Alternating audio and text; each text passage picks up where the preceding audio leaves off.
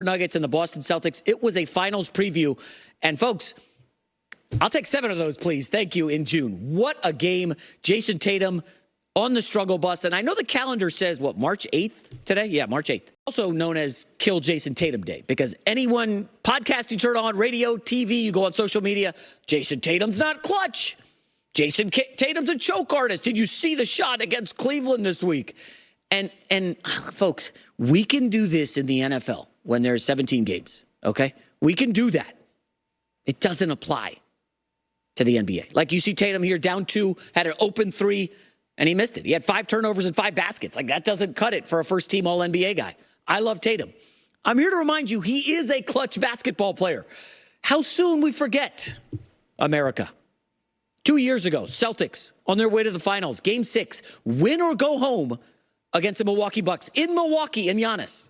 And Tatum goes for 46 points. I remember because my son had a club basketball game. And we're driving home from the tournament. I have the game on in the car with my son and his buddy in the back seat. And Tatum is going off. Now, I'm not watching because we're in traffic out here in L.A. But they're listening to Jayson Tatum. He's beating Giannis. He scored 46 points in Game 6. And they win the series in Game 7. Last year in the playoffs, surely you remember, Jayson telling everybody, the Sixers are not good. The Celtics will get them. And, of course, Sixers are up 3-2 in Game 6. Jayson Tatum, 1 for 14. He started 1 for 14, right? We go to the fourth quarter. What happens? Jayson Tatum goes off. Jayson Tatum scores, I believe, 16 points in the fourth quarter on the road. Celtics win. And then Game 7. Does it get much more clutch than that? You know, you can tell me all you want about a clutch NBA game in March. I'll tell you, Game 7, last year, Jayson Tatum, 51 points against Joel Embiid, who was, oh, that's right, he was the MVP of the league, yes. And Tatum went off in a clutch performance, and the Celtics advance. So don't tell me this Jayson Tatum isn't clutch nonsense, because he had a rough week in the fourth quarter. Oh, whoop-de-damn-do, it's March, okay? Come back and check with me in June when the Celtics are in the finals. Now, the real problem Boston has, if you watch that game, they ain't got no answer for Nikola Jokic, who is the best player in the league. I know I've been saying Luka, and Luka's on a heater. 4 straight triple-doubles, 30-plus points. But you saw it down the stretch. They have no answer for Jokic. They tried Drew Holiday, who's an amazing guard. He really locked up Jamal Murray last night. They tried Drew Holiday on Jokic. They're throwing the kitchen sink at him, and it didn't work. Jokic, when it mattered most, goes right at Porzingis and gets a bucket. And if you guys notice, I don't want to pick on Porzingis. Like, he was all right, but the legs were not there. Here's the bucket if you're watching on FS1. He just went right at him. Porzingis, 9 of 23 shooting. Yeah, that's going to happen when you got to mark up Jokic in the paint. And then, of course, Jokic flips this crazy, like, just tossing hook that Aaron Gordon catches and dunks, and Aaron Gordon just dunks everything. Jokic is not a great matchup for the Celtics, but he's not a great matchup for the league. Anthony Davis has no chance against Jokic. We saw that in the series. There is currently no answer for Jokic, and I don't think it's too hot of a take. I love Shaq in his prime. I watched plenty of Shaq and Kobe. I watched Shaq in Orlando. Jokic is a modern Shaq, except with triple-doubles and three-pointers. Like, he does it all, and you can't stop him right now. And he makes it look effortless. I'm not going to get into that tirade about him being the face of the league.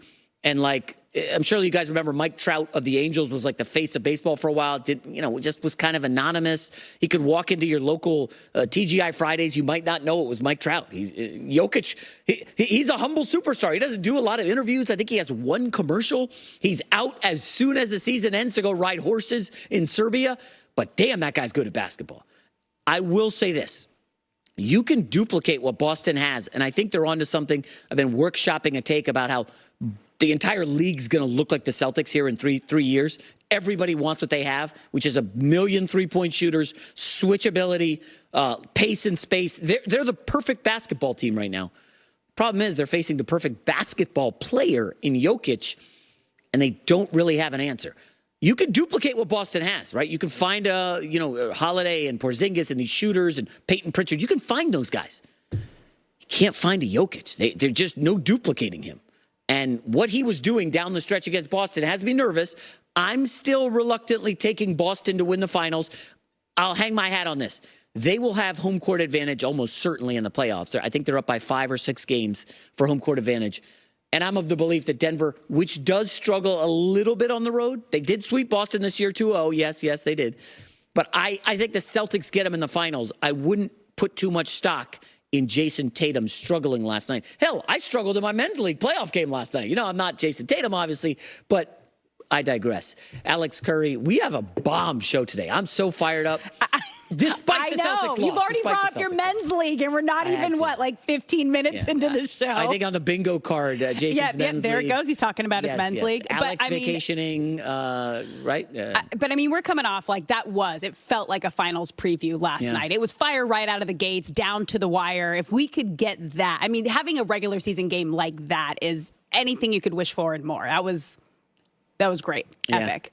Coming up next here on the Herd, I haven't gracious up 19 in the first quarter against the Kings. I watched it early, and I thought I was driving home. I listened to the first quarter. I was listening to John Ireland, and they were crushing them. I was blowout.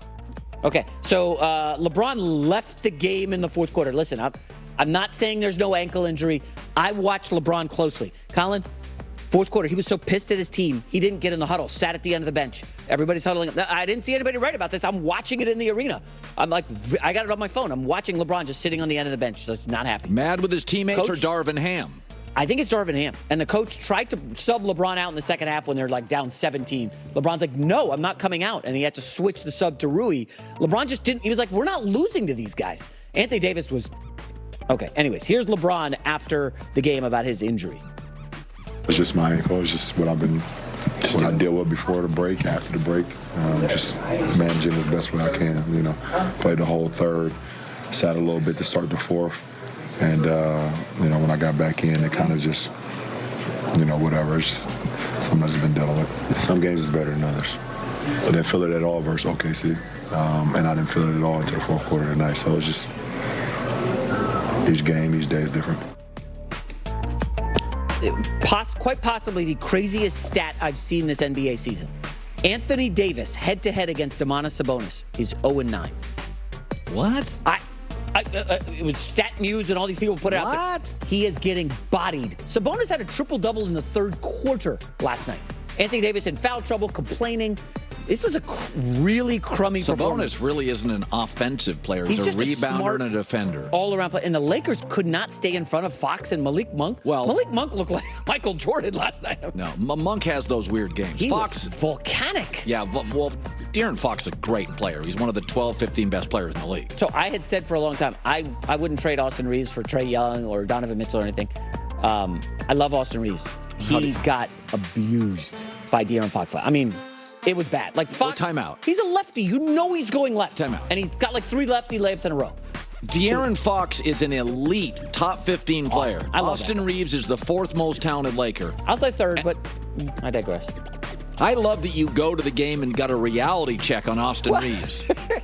De'Aaron Fox, what did he finish with, 44 or something like that? I think career high, 44. And Malik Monk got whatever he wanted. Well, Malik Monk has those nights. He's a very by the way, player. D'Angelo Russell, next time you want to call him the 3rd best Laker, watch him closely for 5 minutes. So what you're telling me last night is Reeves stunk, AD stunk, and